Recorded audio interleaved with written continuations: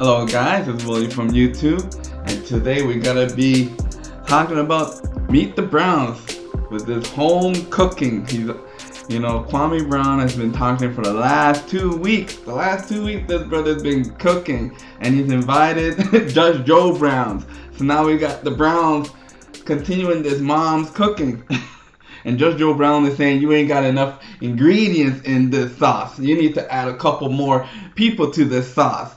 So now you think Kwame Brown is done, but now he's calling his Uncle Joe to come and continue this sauce he's got going on. We don't know how long this is going to take to make this secret mama sauce, but it looks like it's been on for 2 weeks, and it's been entertaining watching them add each ingredient, as in each person, into the sauce.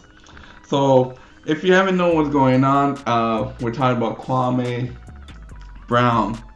Now, people say Kwame it's a Ghanaian name, so you can say either way. I've heard of both pronunciation from Ghanaian, so Kwame, you can say either way.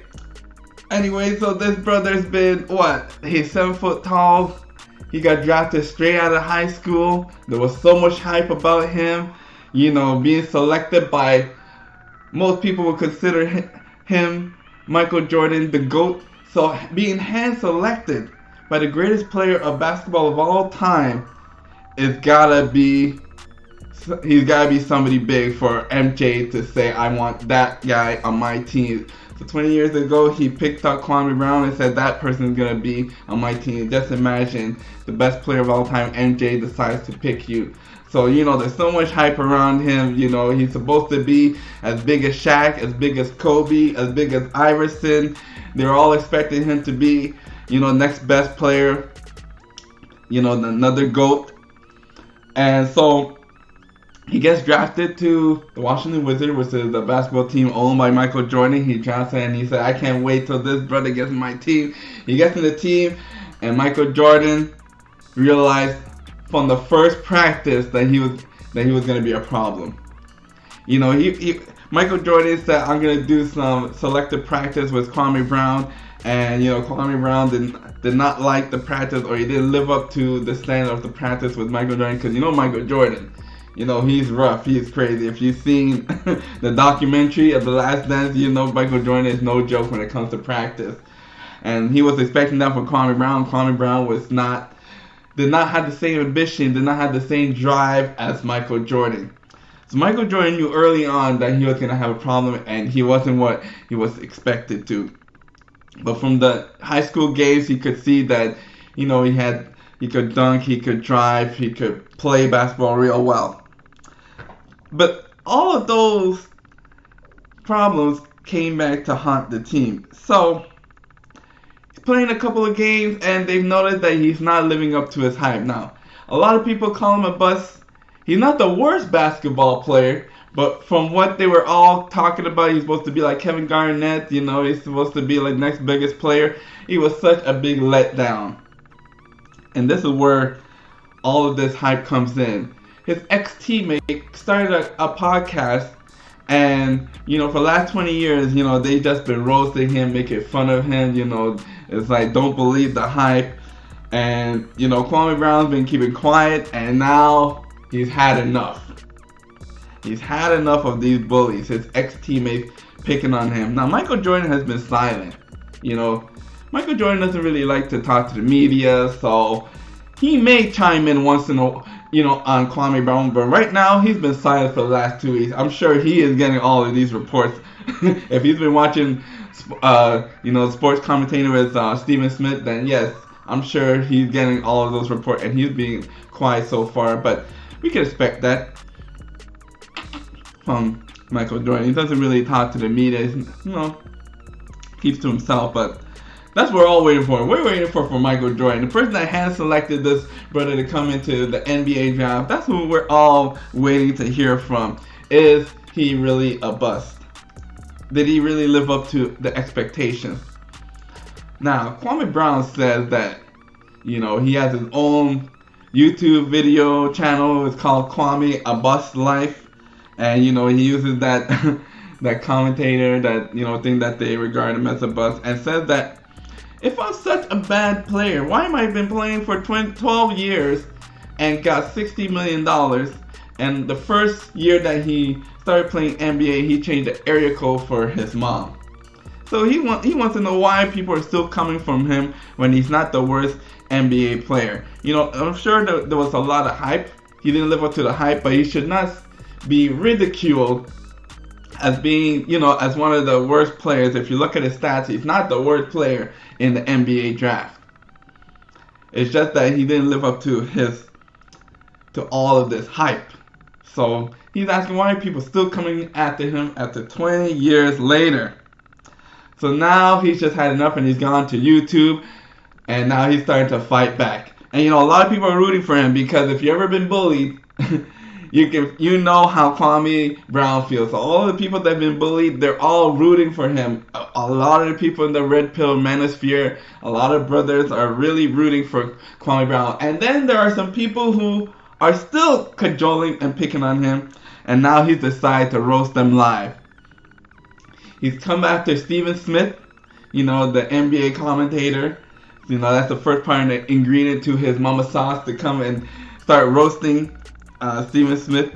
Because Stephen Smith says he's got 15 minutes of, Kwame Brown bloopers.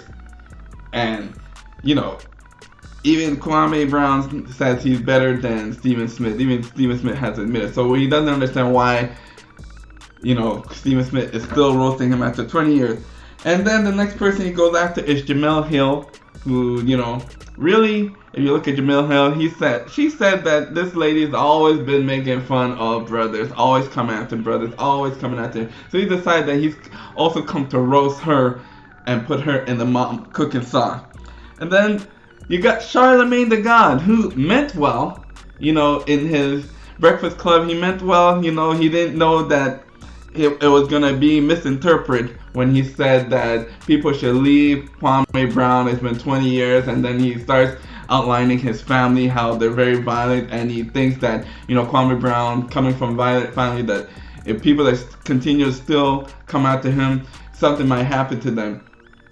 Now, Kwame Brown, he took that as an interpretation that, they're trying to paint the media that he's a violent person, he may snap and he may attack them. And Kwame Brown is saying, no, he's not that type of violent person. He's a calm, collective. He's been quiet for the last 20 years. He doesn't know why he's still picking on him. And why is he airing out his family laundry everywhere?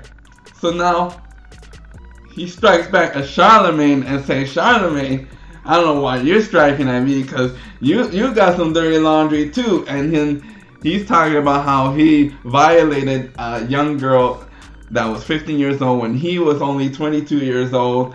And, when he started airing out that laundry, he keeps bringing up that story. And now everybody's re-examining Charlemagne. And 20 years ago, we didn't have the Me Too movement. But now, 20 years later, the Me Too movement, and hearing that, everybody's starting to come after Charlemagne. They're talking about canceling him. They're trying to get rid of him. They're trying to boycott the breakfast television, which, I didn't really like the breakfast television. Well, sometimes it's kind of entertaining, but sometimes get all in your face with the breakfast television. So, I'm not going to boycott breakfast television because, I don't want to touch my brother's bread. When another brother is on the line losing their job, hey, I ain't trying to come after that brother. I don't want him to lose his bread. So, but the Me Too movement, they may come after Charlemagne. But the Me Too movement also is a mob team. So they only come after certain people. You see, mob justice only come after the people that they want. So we don't know if they're going to pick Charlemagne as an example to come and attack him and boycott him. But Kwame Brown says we must boycott this brother. And I was like, oh boy, here we go. So he came after Charlemagne. Charlemagne, the next morning, 9 a.m., I'm sure his executive were telling him, you need to apologize because we don't need no Me Too movement coming after the breakfast television. We put a lot of $1 million into this organization. You need to apologize. So the next morning, he apologizes and even gives himself Donkey of the Day, and hopefully this quiets down. But Kwame Brown does not accept the apology, and he keeps going in harder. He started bringing out the documentation, the receipts. He started posting them on his videos. people can't avoid this. And now Charlemagne gets his lawyers on speed dial. Is there any way we can calm this down? The lawyers go ahead and they send Kwame Brown a cease and desist letter. Kwame Brown gets the cease and desist letter, and he said, look at his brother. And he starts posting everything about the cease and desist letter. So he goes ahead and, Kwame Brown now, he's treading the waters, safely. What he does is he brings out the receipts of the allegations and he makes it public to everyone. So now everybody can see his dirty laundry, boy. And now, he's always, it's not all about cooking people. He also has praised certain people like Candace Owens about masculinity and how to be okay with being a black man. So now he's really used his platform to really come after the media. He's pointing out how the media is always trying to come after black men, and he's pointing out some major players to this. And now, here we come, Judge Joe Brown. You invited Judge Joe Brown to the cookout. And Judge Joe Brown always got something to say. He said he don't care no more. He's retired and he is not working and he's old, so he's going to say whatever he wants to say. And boy, this brother, when he came to the cookout to make this mama sauce, he told Kwame Brown, you ain't got enough ingredients in this sauce. You need to put a couple more ingredients. You need to throw in Kamala Harris, Joe Biden, DJ Envy. You need to throw in Matt Barnes. you don't have enough ingredients. You need to put a couple more people you need to roast. So yesterday at the Meet the Browns cookout,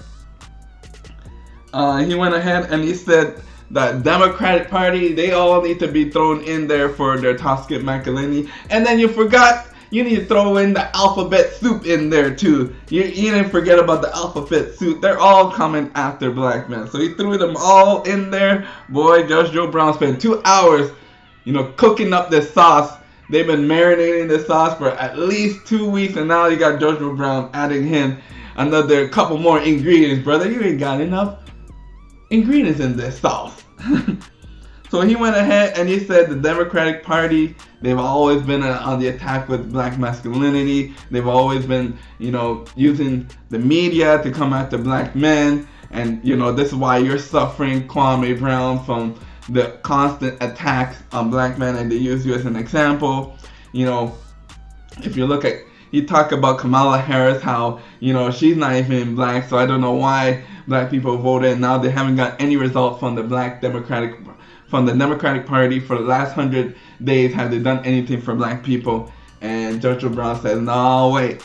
And I don't know why black people were even relying on them, because Colonel Biden, he spent the last 40, 50 years locking up black men, and now you got Kamala Harris, who's not even black, and Judge Joe Brown even said that she's fucked all the way to the top. Like, whose dick she did not suck to get all the way to the top? Boy, Judge Joe Brown not holding back, because he said from all his stories, encounter with the Democratic Party and Kamala Harris and all his behind the scenes, he's just airing out everybody's laundry, bro. Judge Joe Brown, he talked about Matt Barnes and Steven Jackson, telling him that they've been hired hitmen to come after black masculinity. And now he said you gotta also add in the alphabet soup in there that also has their media of coming after strong black straight men.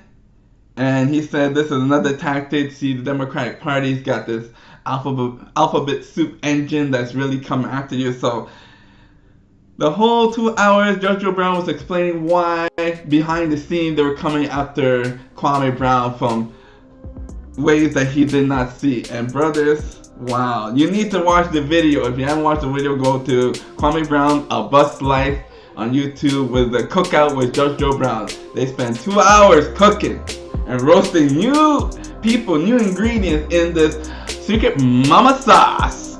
Oh man, I know this is not the end. But anyways guys, that's what we got so far. Moving from YouTube, make sure you like, share, and subscribe. Bye bye.